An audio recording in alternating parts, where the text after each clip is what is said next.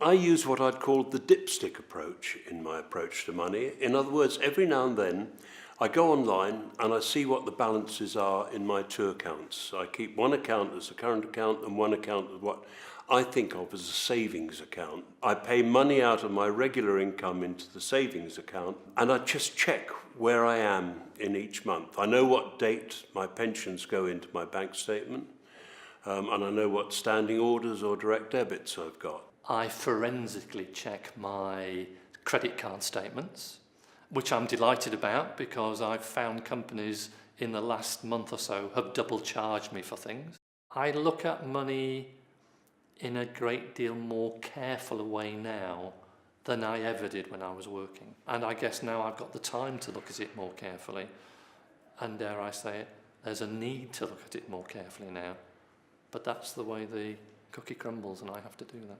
I do keep all the receipts and I do check when I get my statements. I do have a fixed amount on a weekly basis that is for my food and petrol. I think it's essential when you're on a very small budget to look at it often in a weekly basis.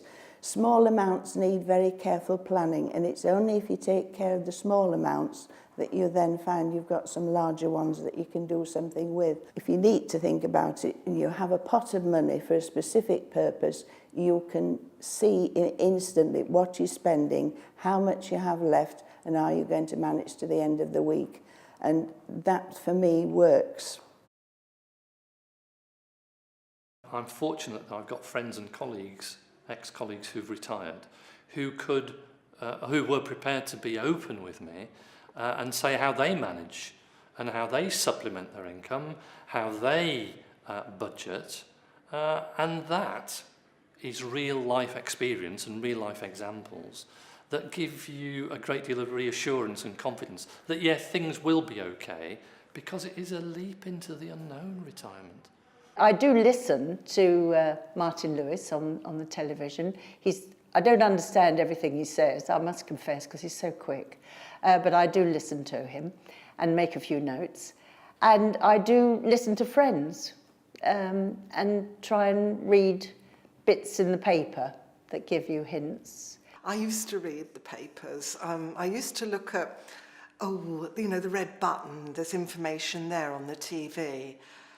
But when you get into ethical stuff, I have got an account with one of the ethical banks, but I feel it's such a no man's land for us to go treading through.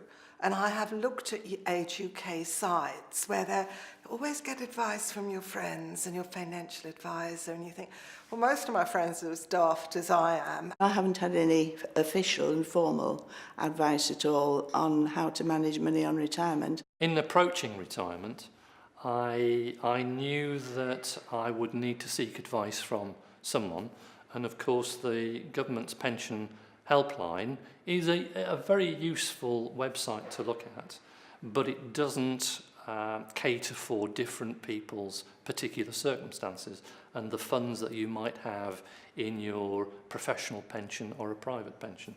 So I took advice from a company that deals with teachers' pensions in particular. And they had a very simplistic budgeting tool, I felt, which I used and has stood me in reasonable good stead. But that's virtually the only planning that we did. Towards the end of the financial year, I go down the high street into all the banks and the building societies and ask what their rates are for ISAs, and then choose the best and then move whatever I've got into them. I found that some of my insurance policies covered items that I had with another insurance company. So once I found that out, I went through the whole lot to see what I was covered with, and I know I can even improve it next year. One of my indulgences is I run a big old Lexus limousine, now 20 years old, and it makes me smile every time I go towards it and drive it. But the insurance on that crept up and up and up, even though it's technically worthless or worth a few hundred. And I got a quote of £800. I went on the internet And actually, I won't mention the company, but I got a quote of 290, fully comprehensive with all the stuff that you need. Now, that kind of saving, even I, who have a casual approach to money, appreciate. I have put different things into files, and I am tearing things up and getting rid of things that, you know, are years old. So financial matters are in better order than they were. And I felt that was important to get the fundamental things in order so that I could then move on to aiming at some definite objectives.